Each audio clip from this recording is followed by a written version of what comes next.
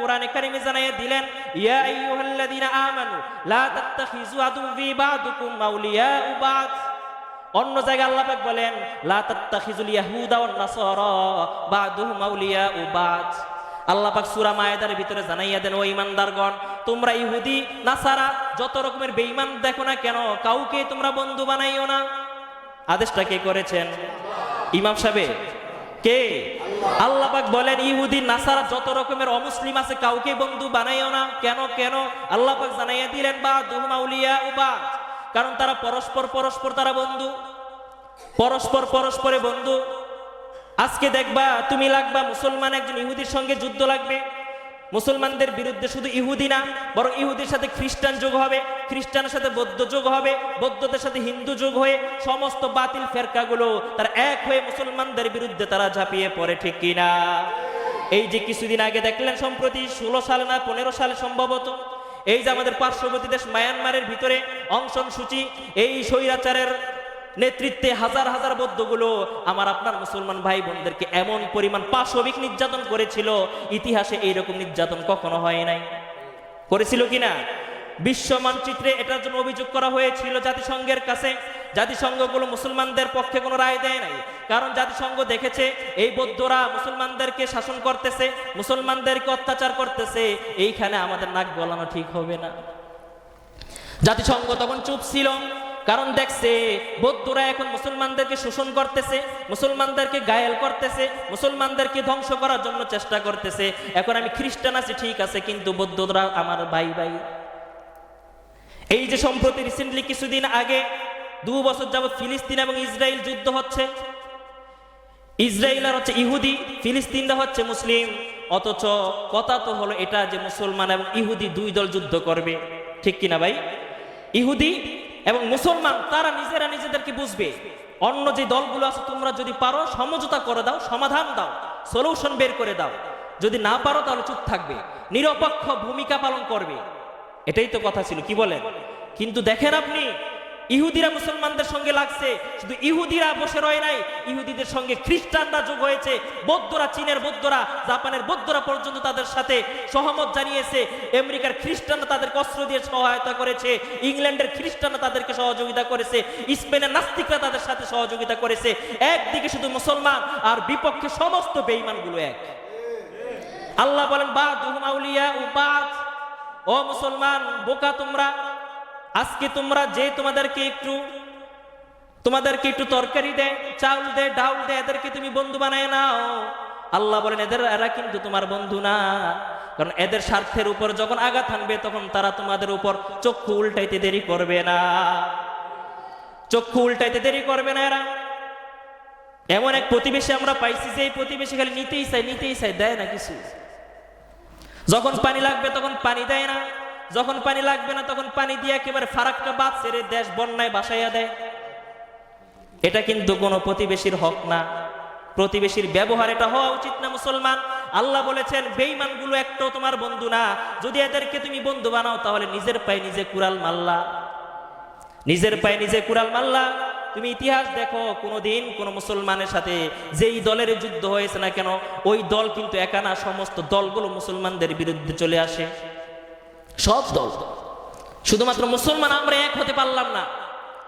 আজকে অমুক জায়গায় যুদ্ধ লাগে, ইরাকে যুদ্ধ লাগে, আমরা বলি আর ইরাকের মুসলমান তো সব শিয়া, দরকার নেই মারুক।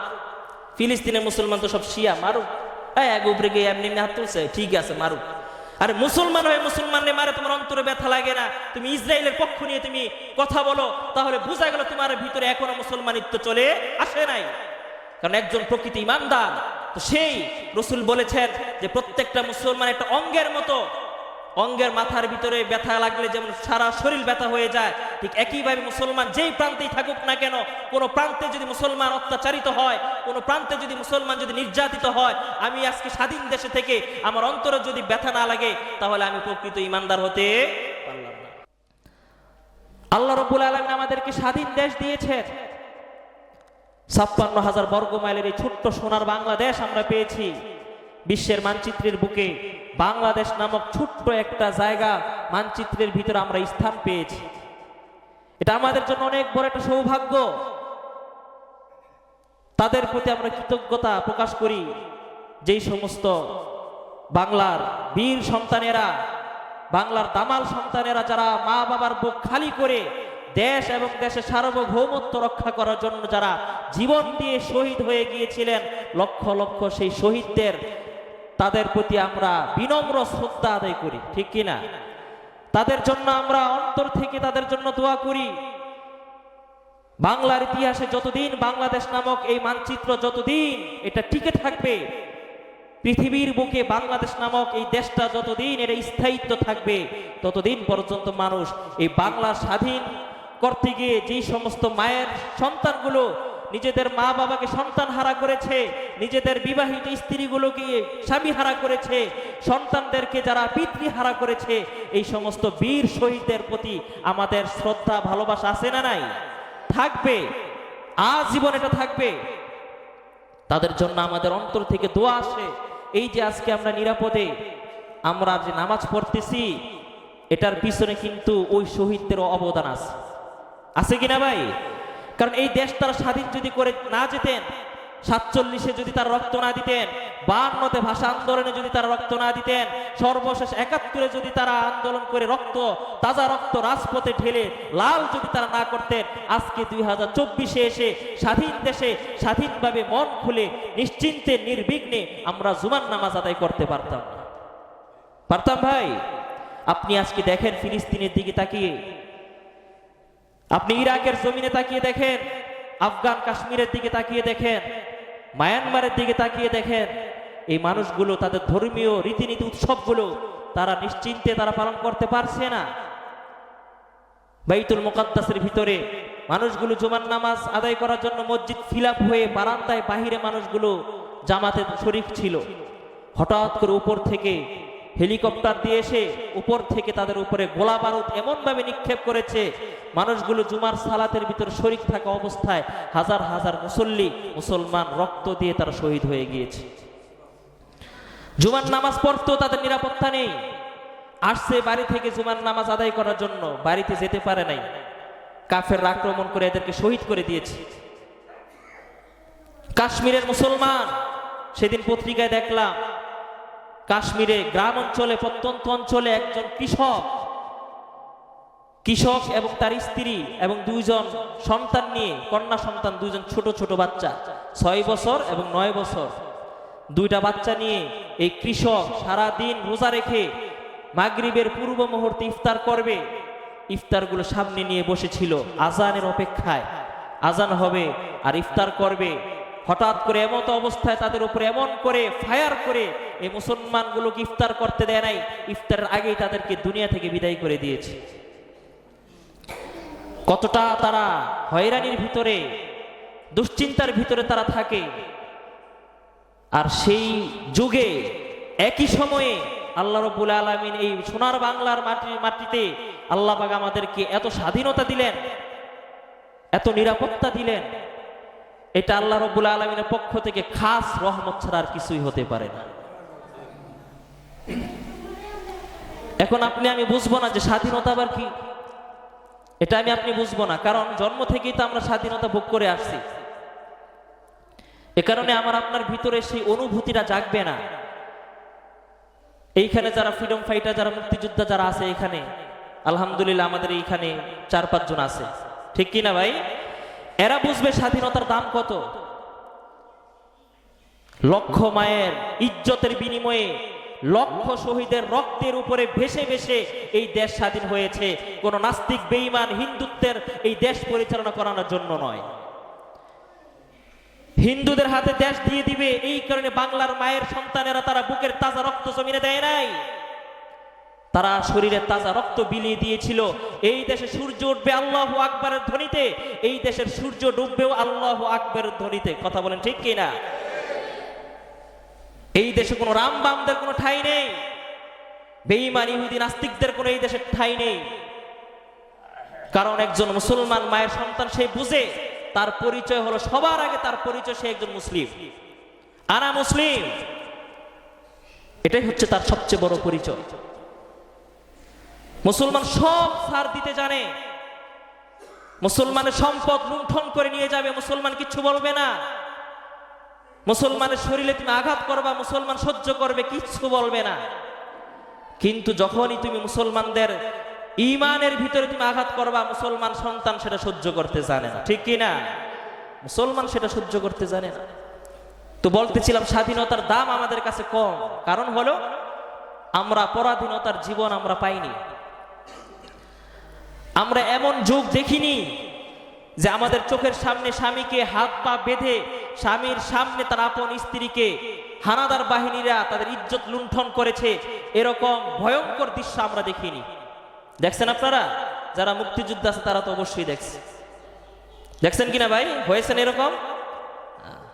স্বামীকে, আপন স্বামীকে খাটের সাথে বেঁধে স্বামীর সামনে তার স্ত্রীর ইজ্জত গুলো ছিনিয়ে নিয়েছিল হানাদার বাহিনীরা। কিন্তু আপনি সেই দৃশ্য দেখিনি, যার কারণে এখন এগুলো আমাদের কাছে অলিক গল্প কথা মনে হয়। একটা সন্তান, এই সন্তানের হাতে আপনি 1000 টাকা একটা নোট ধরায় দেন, এই সন্তান কিন্তু কোনটা 1000 টাকার নোট কোনটা কাগজের নোট এই তারতম্য কিন্তু সন্তান বুঝবে না।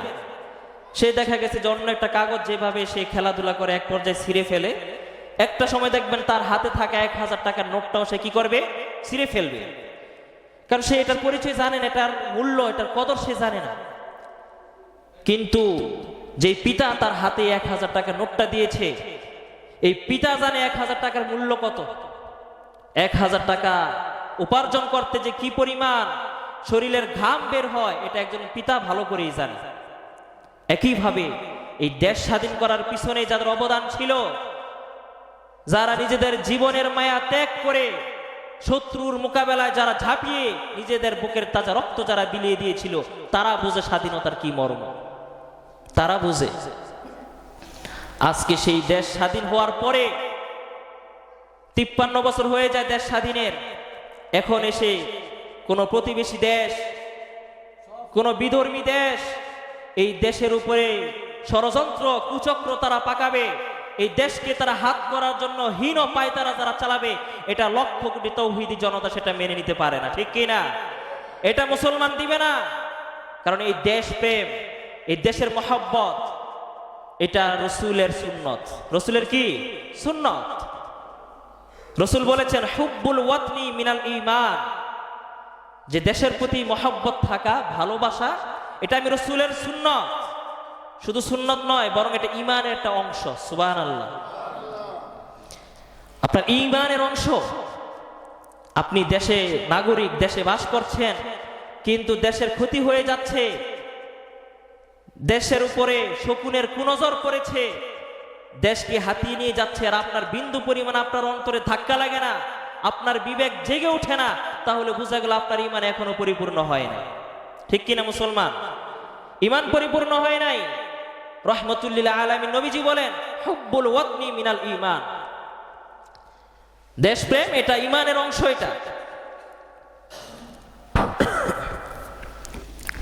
এই কারণে যেই মানুষরা দেশকে প্রকৃত অর্থে যারা ভালোবাসবে, এদের কাছে কোনোদিন দেশের চাইতে দল বড় হবে না, এদের কাছে কোনোদিন দেশের চাইতে ব্যক্তি বড় হতে পারে না। কারণ তার কাছে সবার আগে দেশ। ইসলাম আনার পর, ঈমান ঠিক রাখার পর একজন মানুষের কাছে সর্বচাইতে সর্বপ্রথম পরিচয় সে বাঙালি। কি বলেন? সে আমি বাঙালি, আমি মুসলমান, 1 নাম্বার পরিচয়। 2 নাম্বার পরিচয় হলো আমি বাঙালি। আমার কাছে আমার দেশের চাইতে আমার নেত্রী বড় নয়, আমার দেশের চাইতে আমার দল বড় নয়, আমার দেশের চাইতে কোনো প্রিয়জন বড় নয়। কারণ আমি আমার দেশকে কি করি? ভালোবাসি। আমি আমার দেশকে ভালোবাসি, এই কারণে দেশের জন্য কোনো আমি ষড়যন্ত্র পাকাই না। আমি আমার দেশকে ভালোবাসি, এই দেশকে ভালোবাসার খাতিরে আমার দেশের সম্পদ আমি ভিন দেশে পাঠাই না। ও মুসলমান বন্ধুরা রে আমার, একজন খাঁটি দেশপ্রেমিক যিনি হবেন, তিনি কোনোদিন দেশের ক্ষতি করতে পারে না। পারে? দেশের ক্ষতি তার দ্বারা কোনোদিন সম্ভব নয়। কোনোদিন দেশের অর্থের 12.5 বাজাইয়া সে ভিন দেশে সুইজারল্যান্ডে গিয়ে বাড়ি করার স্বপ্ন দেখতে পারে না, আমেরিকায় গিয়ে আত্মীয় করতে পারে না, চীনে গিয়ে বাড়ি বানাইতে পারে না। কারণ তার কাছে সবার আগে সে বাঙালি, বাঙালি দেশটাকে রক্ষা করার দায়িত্ব তার। আজকে দেখা যায় দেশ যেইখানে যাক, দেশের 12টা নালে 13টা বাজুক, অসুবিধা না, আমার ক্ষমতা লাগবেই লাগবে। অথচ রাসূল বলছেন হুব্বুল ওয়াতনি মিনাল ঈমান, দেশের প্রতি ভালোবাসা থাকা, দেশের প্রতি মহব্বত থাকা, এটা হলো তোমার ঈমানের একটা অঙ্গ।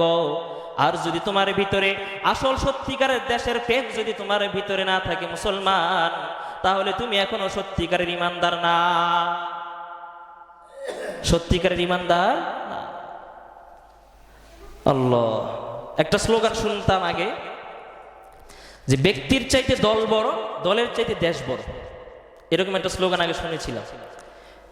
স্লোগানের তাৎপর্যটা কি খেয়াল করেন, খুব ভালো করে বুঝবেন। ব্যক্তির চাইতে কি বড়? দল বড়, দলের চাইতে দেশ বড়। স্লোগানটা কিন্তু ঠিক আছে, 100 ঠিক আছে, কিন্তু এখন এই স্লোগানের উপর আমল আমাদের হয় না। এই স্লোগানের বাস্তবায়ন এখন আমাদের দেশে নেই। আমাদেরটা হয় উল্টা, আমাদের কাছে আগে ব্যক্তি বড়, দেশের চাইতে ব্যক্তি বড়, দলের চাইতে ব্যক্তি বড়। ব্যক্তিকে ঠিক রাখতে হবে, দল রুশানলে চলে যাক, ধ্বংস হয়ে যাক, দল যেটা খুশি সেটাই হয়ে যাক, আমার ব্যক্তিকে আমার ক্ষমতায় থাকতেই হবে। তার কাছে তার ব্যক্তি বড়, দল যেখানেই চলে যাক। আবার কখনো অবস্থা এমন হয়, দেশ যেখানেই চলে যাক, আমার দল টিকিয়ে রাখতে হবে, দলকে ক্ষমতা রাখতে হবে। স্লোগানটা কিন্তু ঠিক ছিল, যে বা যাহারা স্লোগানটা বানিয়েছিল, স্লোগানটা শতভাগ সঠিক। ব্যক্তির চাইতে দল বড়, দলের চাইতে দেশ বড়। স্লোগানটা এমন, আমলটাও এমন হওয়া দরকার ছিল, কিন্তু আমল হয় উল্টা। আজকে আমরা দলের চাইতে ব্যক্তিকে বড় বানিয়ে নিয়েছি, দেশের চাইতে দলকে বড় বানিয়ে নিয়েছি। অর্থাৎ দেশ জাহান্নামে চলে যাক, দেশ ধ্বংস হয়ে যাক, আমার দল টিকিয়ে থাকতে হবে। দল পাইলাম, এখন দলের ভিতরে নেতৃত্ব দিবে কে? জাহান্নামে চলে যাক, আমার প্রিয় যিনি নেত্রী আছে তাকে আমার দলের ভিতরে রাখতে হবে। দল জাহান্নামে চলে যাক, দেশ জাহান্নামে চলে যাক, আমার প্রিয়জনকে, আমার ব্যক্তিকে দলে রাখতেই হবে। কথা কি বাস্তব না অবাস্তব? কথা আসতে কেন বলেন? বাস্তব না অবাস্তব? বাস্তব কথা। এখানে দেশের প্রতি ভালোবাসা বোধ, মহব্বত, মূল্যবোধ থেকে কথাগুলো বলা। আজকে আমরা নিশ্চিন্তায় স্বাধীন দেশে ঘুরি ফিরি খাই, দেশ নিয়ে কত বড় ষড়যন্ত্র হচ্ছে আপনার আমার খবর নাই, খবর নাই। অথচ এই দেশকে রাসূল ভালোবাসতেন, সাহাবীরা পর্যন্ত এই দেশটাকে ভালোবাসতেন। আল্লাহ রাব্বুল আলামিন দেশের প্রতি ভালোবাসাটাকে, আল্লাহ পাক এটাকে মূল্যায়ন কোরআনের ভিতরে দিয়েছেন। সুবহানাল্লাহ। আল্লাহ রাব্বুল আলামিন বলেন, লা উকসিমু বিহাযাল বালাদ, আই মক্কা। এই বালাদ অর্থ হচ্ছে শহর। তাফসীরের ভিতরে কিতাবের মধ্যে আসছে লা উকসিমু বিহাযাল বালাদ, আল্লাহ পাক এইখানে যেই শহরের, যেই দেশের কসম করেছেন, সেই দেশটা হলো আর কোনো দেশ নয়, এটা আমার আপনার প্রিয় নবীজির জন্মভূমি, মাতৃভূমি মক্কা শরীফ। সুবহানাল্লাহ। আল্লাহ পাক কেন রাসূলের শহরকে কসম করে কোরআনের ভিতরে বললেন? কারণ আছে একটা, অনেক বড় একটা রহস্য এখানে আছে। মক্কার মানুষগুলো যখন আমার আপনার নবী রহমতুল্লিল আলামিনকে যখন তারা দমায় রাখতে পারছিল না, যখন দেখলেন যে না, মুহাম্মদ ইবনে আব্দুল্লাহ সে তার মতো করে সে দাওয়াত দিচ্ছে মানুষগুলোকে, তাকে বিভিন্ন অর্থের লোভ দেখিয়ে তাকে দমানো যায় না, নারী গাড়ি বাড়ির লোভ দেখেও তাকে থামানো যায় না, হুমকি হামকি দিয়েও তাকে থামানো যায় না, হত্যা করার হুমকি দিয়েও তাকে যেহেতু আর দামানো যায় না, তখন দারুন নাদওয়া একটা সংসদ ছিল মক্কায়, সেটার নেতৃত্ব দিত আবু জাহেল। কে? আবু জাহেল দারুন নাদওয়া সংসদের ভিতর সে নেতৃত্ব দিত, সে ছিল মেইন লিডার। আবু জাহেল রসুলকে এবার হত্যা করার মতো হীন উপায় তারা শুরু করে দিল। আবু জাহেল রসুলকে হত্যা করার জন্য সন্ত্রাসী ভাড়া করে আনলো বিভিন্ন জায়গা থেকে। আল্লাহর নবী সাল্লাল্লাহু আলাইহি ওয়াসাল্লামকে আল্লাহ পাক জানিয়ে দিলেন, হে নবী আমার, হে বন্ধু, এখন আর আপনার মাতৃভূমি এইখানে আপনার জন্য এটা আর নিরাপদ না, এইখানে আর থাকাটা আপনার জন্য সমীচীন না। অচিরেই আপনি এই নিজের আপন মাতৃভূমি, জন্মভূমি ছেড়ে আপনাকে মদিনায় হিজরত করে যেতে হবে। আমার আপনার নবী মায়ার নবী রহমতুল্লিল আলামিন লম্বা ঘটনা মুসলমান। রাত্রিবেলা সাইয়্যিদিনা হযরত আবু বকর সিদ্দিক রাদিয়াল্লাহু তাআলা আনহুকে নিয়ে বাড়ি থেকে রওনা করলেন রাত্রিবেলা। পথের ভিতরে মানুষগুলো এলান হয়ে গেল, মক্কা নগরীতে ঘোষণা হয়ে গেল মুহাম্মদ তো হিজরত করে চলে যাচ্ছে, যে যার মতো পারো মুহাম্মদকে পাকড়াও করো, তাকে ঘেরাও করো, যেইখানে পাইবা সেইখানে তাকে হত্যা করবা। নাউজুবিল্লাহ। ফাকতুলু হাইসুমা শি'তুম। মুশরিকরা ঘোষণা দিয়ে দিলেন যেখানেই পাইবা মুহাম্মদকে সেখানে হত্যা করবা। আমার আপনার নবী রাত্রিবেলা চুপি চুপি চুপি চুপি করে মরুভূমির পথ যখন পারি হয়ে যখন একটি পাহাড়ের চূড়ায় আসলেন, পাহাড়ের চূড়া আসার পর গারে সুর নামক একটি গুহার ভিতরে অবস্থান করলেন রাত্রিবেলা। সেই গারে সুরের ভিতরে 3 রাত্র পর্যন্ত দয়াল নবী সেইখানে আশ্রয় নিয়েছিলেন। কয় রাত্র? 3 রাত্র। 3 রাত্র আশ্রয় নেওয়ার পর যখন রসুল যখন এই গুহা থেকে বেরিয়ে আবার মদিনার প্রান্তরে যখন রওনা করবে, নবীজি আমার গুহা থেকে বের হয়ে পাহাড়ের টিলায় উঠে, পাহাড়ের চূড়ায় উঠে আর ওই তার জন্মভূমি মক্কা নগরের দিকে বারবার দৃষ্টি দেয়। বারবার মক্কা নগরীটাকে এদিক সেদিক ঘুরে ঘুরে নবীজি দেখে। মহব্বত, দেশের মহব্বত, দেশ ছেড়ে যেতে চায় না। এই দেশের ভিতরে আমার রসুলের জন্ম, এই দেশের ভিতরে, এই শহরের ভিতরে রসুলের শৈশব, রসুলের কৈশোর, রসুলের যৌবন, বয়স সব কিছু এইখানে অতিবাহিত, ঠিক কিনা? এই শহর ছেড়ে রসুলের যেতে মন চায় না। রসুল চূড়ায় উঠলেন আর বারবার মক্কা নগরীটার দিকে তাকায়। আবু বকর রসুলকে টানে, রসুল আপনি চলেন, কাফেররা আমাদেরকে ধরে ফেলবে। রসুল যেতে চায় না, বারবার তাকায় শহরের দিকে, বারবার বাড়ির দিকে তাকায়, বারবার নিজের মাতৃভূমি অতনের দিকে তাকায় আর বলতেছে, রসুল বলেন মা আতিয়াবাক, মা আতিয়াবাক ওয়া মা আহসানাক ইলাইয়া ওয়া মা আহাব্বাকা ইলাইয়া। ও আমার জন্মভূমি, ও আমার মাতৃভূমি, তুমি কতই না পবিত্র, তোমার প্রতি আমার কতই না ভালোবাসা আছে। সুবহানাল্লাহ।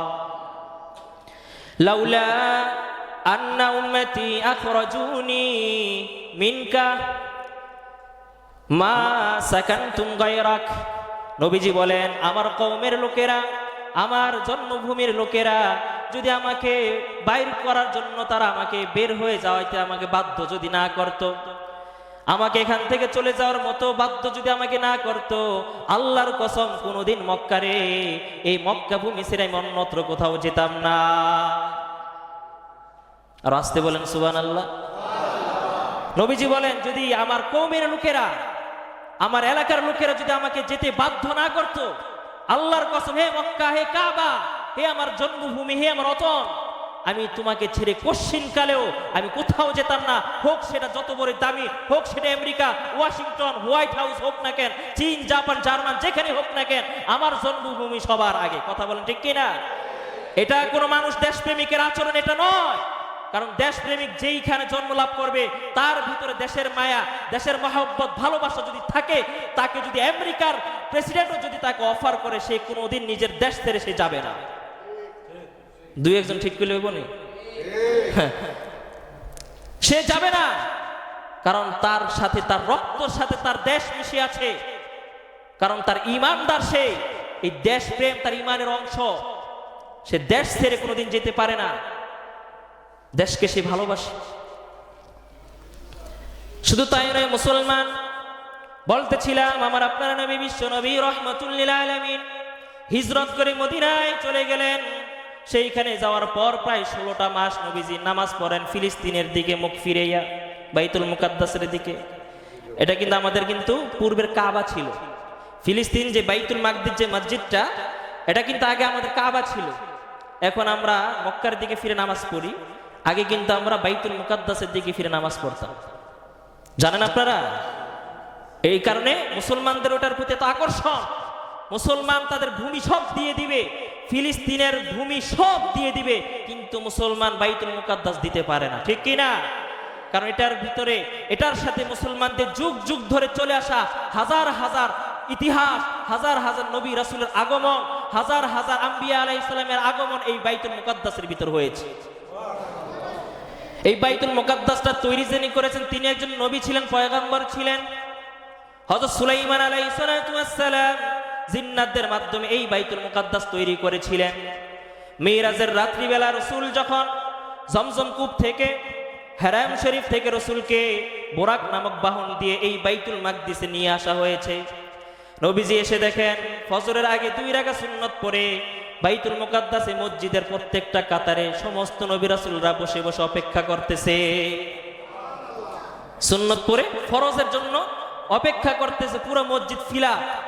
কোন মুসল্লি সলিমউদ্দিন কলিমউদ্দিন আমার আপনার মতো মুসল্লি না, সবাই হলো আদম আলাইহিস সালাতু ওয়াস সালাম থেকে শুরু করে আমার আপনার নবীর আগ পর্যন্ত যত নবী ছিল, যত রাসূল ছিল, সমস্ত নবীকে, সমস্ত রাসূলকে আল্লাহ পাক এই বাইতুল মুকাদ্দাসে এনে আমার আপনার নবীর পিছনে তাদের নামাজ পড়াইয়া আমার আপনার নবীকে ইমামুল মুরসালিন বানিয়ে দিয়েছেন। সুবহানাল্লাহ। সমস্ত নবী বাইতুল মুকাদ্দাস নামাজ পড়েছেন, সমস্ত নবী। মুসলমানরা সেই দিকে ফিরে নামাজ আদায় করেছেন 15 থেকে 16 মাস পর্যন্ত। বিশ্বনবী মদিনায় যাওয়ার পর নামাজ পড়ে বাইতুল মুকাদ্দাসের দিকে ফিরে, কিন্তু দয়াল নবীর মায়া হলো, ভালোবাসা হলো, মনটা গিয়ে রয়েছে খানায় কাবার দিকে। সুবহানাল্লাহ।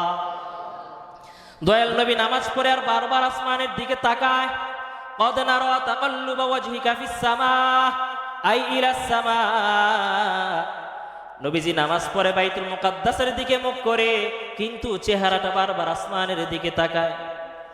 আর রাসূলের দিলের তামান্না হলো এটা, হায় রে আমি আমার জন্মভূমি মক্কা খানায় কাবা ছেড়ে চলে এসেছি, বহুদিন হয়ে যায় খানায় কাবা দেখি না, অনেক দিন হয়ে যায় খানায় কাবার পাশে গিলাফের সাথে জড়াইয়া থাকি না, হাজরা আসওয়াদ চুমু দেই না, অনেকটা দিন হয়ে যায় আজকে ওই মক্কার খানায় কাবার কালো গিলাফটা দেখি না। নবীজির অন্তর অনেক বড় ব্যথা। নবীজি নামাজ পড়ে বাইতুল মুকাদ্দাসের দিকে ফিরে আর মনে মনে চায় যদি কাবাটা, কিবলাটা যদি খানায় কাবার দিকে করা হইতো। সুবহানাল্লাহ। বারবার তাকে আল্লাহর কাছে বলে না, কিন্তু অন্তরে ব্যথা। বাইতুল মুকাদ্দাসের দিকে ফিরে নামাজ পড়তে হয়, আল্লাহ পাকের আদেশ। যদি এই কিবলাটা যদি বাইতুল মুকাদ্দাসের দিকে না হয়ে যদি খানায় কাবার দিকে, আমার জন্মভূমির দিকে হইতো। সুবহানাল্লাহ। জন্মভূমির দিকে রাসূল কতটা ভালোবাসতেন। আল্লাহ রাব্বুল আলামিন সাথে সাথে আয়াত নাজিল করে একদিন মসজিদে কিবলাতাইন, জুল কিবলাতাইন একটা মসজিদ রয়েছে মদিনায়। মসজিদে কিবলাতাইন মানে 2 কিবলার মসজিদ। কয় কিবলা? 2 কিবলার মসজিদে নবীজি যোহরের নামাজ আদায় করতেছিলেন, ফরজের নামাজ। যোহরের ফরজ নামাজ কয় রাকাত? কথা বলেন, কয় রাকাত? 4 রাকাতের নামাজের ভিতরে 2 রাকাত নামাজ নবীজি ফিলিস্তিনের দিকে মুখ করে পড়লেন। আর হঠাৎ করে 3য় রাকাতের আগে সঙ্গে সঙ্গে আল্লাহ পাক জিবরাইলকে পাঠাইয়া দিলেন, ও জিবরাইল যাও যাও আমার বন্ধুর কাছে তুমি ওহী নাজিল করে দাও। আমার বন্ধু ফিলিস্তিনের দিকে তাকাইয়া নামাজ পড়ে, কিন্তু তার অন্তরটা খানায় কাবার দিকে ছুটে যায়। আমার বন্ধুকে জানাইয়া দাও 2 রাকাত নামাজ ফিলিস্তিনের দিকে মুখ করে পড়েছে, বাকি 2 রাকাত নামাজ যেন সে খানায় কাবার দিকে পড়ে। রাসূলের কত ভালোবাসা ছিল নিজের মাতৃভূমির প্রতি। এই যে নিজের মাতৃভূমিকে ভালোবাসার কারণে আল্লাহ রাব্বুল আলামিন কোরআনের ভিতরে বিষয়টা জানাই দিলেন, বলেন লা উকসিমু বিহাযাল বালাদ। হো দয়াল নবী আমার, আপনি যে শহরটাকে ভালোবাসেন, আপনার যে জন্মভূমি, যে মাতৃভূমি রয়েছে, আমি আল্লাহ রাব্বুল আলামিন সেই মাতৃভূমিটাকে মর্যাদা দিয়া সেই মাতৃভূমির কথা আমি কোরআনে কসম করে দিয়ে দিলাম। অন্য সূরার ভিতরে আল্লাহ পাক রাসূলের এই মাতৃভূমির কথা কসম করেছেন, ওয়াত্তিন ওয়াজ্জাইতুন ওয়াতুরি সিনিনা ওয়াহাযাল বালাদিল আমিন। বালাদ আমিন, নিরাপদ শহরের কসম, মক্কা নগরীর কসম। আপনি যে শহরটাকে, আপনার জন্মভূমিকে আপনি যেমন ভালোবাসেন, আমি আল্লাহ রাব্বুল আলামিনের কাছে এটা অত্যন্ত চমৎকার মনে হয়, আমার কাছে খুব পছন্দের মনে হয়েছে। এটাকে আমি চিরজীবনের জন্য কিয়ামত পর্যন্ত এটাকে প্রশংসনীয় করে আমি কোরআনের ভিতরে আয়াত হিসেবে বানিয়ে দিলাম। সুবহানাল্লাহ। এই দেশপ্রেম রাসূলের ভিতরে ছিল, সাহাবাদের ভিতরে দেশপ্রেম ছিল। এই কারণে সাহাবারা কোনোদিন দেশের সাথে বেঈমানি করে নাই, রাসূল কোনোদিন বেঈমানি করে নাই। এই রাসূল মদিনায় থাকতেন ঠিকই, কিন্তু মনটা মক্কায় গিয়ে পড়ে থাকতো। রাসূল যখন প্রেসিডেন্ট হয়ে গেলেন, আল্লাহ পাক যখন সময় ঘুরিয়ে দিলেন, তিলকাল আইয়ামু নুদাবিলুহা বাইনান নাস তিলকাল আইয়ামু নুদাবিলুহা বাইনান নাস। ক্ষমতা কিনা চিরস্থায়ী। আল্লাহ পাক জানাই দিলেন এই ক্ষমতাকে আমি মানুষের হাতে রদবদল করাইয়া রাখি। আজকে তার হাতে ক্ষমতা, এই ক্ষমতাটা আবার তার থেকে ঘুরাইয়া আরেকজনের হাতে নিয়ে দিয়ে দিই। এইভাবে ক্ষমতাকে আমি সব সময় ঘুরাই ফিরাইয়া বিভিন্ন মানুষের কাছে নিয়ে রাখি। নবীকে যখন হেনস্তা করে অপমান করে যখন মক্কা থেকে বের করে দিলেন, নবীজি নিজের মাতৃভূমি সমস্ত আত্মীয় স্বজন সবাইকে ছেড়ে যখন মদিনায় চলে আসলেন, ওই সময় রসুলের ক্ষমতা ছিল না, রসুল ছিলেন দুর্বল, ইসলাম ছিল তখন অসহায়। রসুলের একটা সময়ে রসুল যখন দেখলেন যে না না আমার দেশ, আমার জন্মভূমি, আমি দূরে থাকি অসুবিধা নাই, দেশটা কিন্তু নিরাপদে আছে, এখন দেশের ভিতরে কোনো অস্থিতিশীল পরিস্থিতি এখন তৈরি করা যাবে না, দেশটা ভালো আছে। কিন্তু দয়াল নবী যখন দেখলেন তার জন্মভূমি মাতৃভূমি নিয়ে সমস্ত বিশ্বের বেঈমানগুলো যখন এই দেশটাকে নিয়ে যখন তারা ষড়যন্ত্র পাকায়, তখন আর আমার আপনার নবী বসে থাকে নাই। যতজন মুসলমান সাহাবী ছিলেন সমস্ত সাহাবীদেরকে নিয়ে আমার আপনার নবী ৮ম হিজরিতে নিজের দেশ রক্ষার জন্য মক্কায় অভিযান চালিয়েছিলেন। বলেন সুবহানাল্লাহ। অভিযান চালিয়েছিলেন কারণ নবীজির কাছে সবার আগে ইসলাম, তারপরে নিজের দেশ নাকি ব্যক্তি দল না। একজন মানুষের পরিচয় হবে আমি মুসলিম, ২ নাম্বার আমি বাঙালি, এরপরে আমার দল, এরপরে আমার ব্যক্তি। 4টা জিনিস। আমার ইসলাম ঠিক আছে তো আমার দল ঠিক আছে, দল ঠিক আছে তো আমার নেত্রী ঠিক আছে, ইসলাম ঠিক আছে মানে আমার দেশ ঠিক আছে, দেশ ঠিক আছে মানে দল ঠিক আছে, দল ঠিক আছে মানে আমার নেত্রী ঠিক আছে। আমার ইসলাম ঠিক নাই এমন দেশে আমার থাকা যাবে না, এমন দেশের জন্য আমার যুদ্ধ করা যাবে না। আমার দেশ ঠিক নাই, আমার দলের সাথে থাকা যাবে না। যেই দল দেশের বিরুদ্ধে ষড়যন্ত্র করে ওই দলের ভিতরে থাকা যাবে না। থাকা যাবে? যখনই দেখবো যেই দল দেশের জন্য ক্ষতিকর ওই দলে থাকা যাবে না।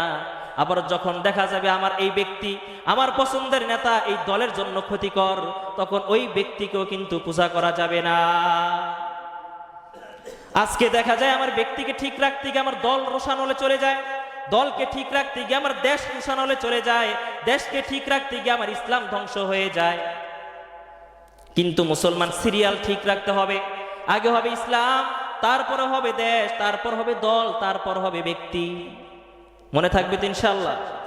আজকে মুসলমান বলতেছিলাম এই দেশটাকে আমরা সবাই ভালোবাসি, ঠিক কিনা?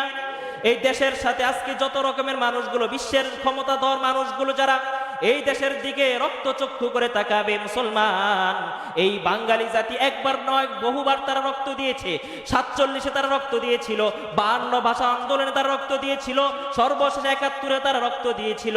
আজকে 2024 সালে এসে, আধুনিক যুগে এসে, অস্ত্র শস্ত্রের সমার দেশে এসে এখন যদি বিশ্বের কোনো মানুষ যদি এই দেশকে আয়ত্ত করার জন্য, এই দেশটাকে ধ্বংস করার জন্য কোনো রামবাম যদি ষড়যন্ত্র করে, ও মুসলমান জানতে চাই দিলের ভিতরে তাজা রক্ত এক বিন্দু থাকতেও মুসলমান কোনোদিন সেটা বরদাস্ত করবে না। মুসলমান সেটা কোনোদিন বরদাস্ত করবে না রে মুসলমান। আজকে আমাদের দেশ, এই দেশটাকে আমরা ভালোবাসি, এই দেশের জন্য সব ছাড়তে রাজি, দেশের জন্য নিজের বাবাকে পর্যন্ত ছাড়তে রাজি। যখন দেখবো আমার বাবা দেশের জন্য ষড়যন্ত্র করে, এই বাবাকে মানা যাবে না। যখন দেখবো আমার নেত্রী দেশের জন্য ষড়যন্ত্র করে, এই নেত্রীকে মানা যাবে না। যখন দেখবো আমার বন্ধুত্ব দেশ, আমার প্রতিবেশী যেই সমস্ত দেশগুলো তারা আমাদের দেশের সেবার নামে আমাদের দেশটাকে শোষণ করতে চায়, ও মুসলমান জানতে চাই কে কে এই ভারতের নামক এই হিন্দুত্ববাদী এই সন্ত্রাসী মোদির মতো ষড়যন্ত্রে মানুষ অনুসরণ করার মতো কোনো মানুষ আছে না? নাই, কেউ নাই। কিন্তু তারপর অনেক মানুষ এই মোদির আন্দোলনে শরিক হয়। আজকে মোদি কিছুদিন আগে বাংলাদেশের সাথে প্রকাশ্যে যুদ্ধ ঘোষণা করেছে, প্রকাশ্যে বাংলার সাথে সেই যুদ্ধ ঘোষণা করেছে। অথচ দেখেন যখনই মুসলমান বলতেছিলাম, যেই কথাটা শুরুতে বলছিলাম, আল্লাহ রাব্বুল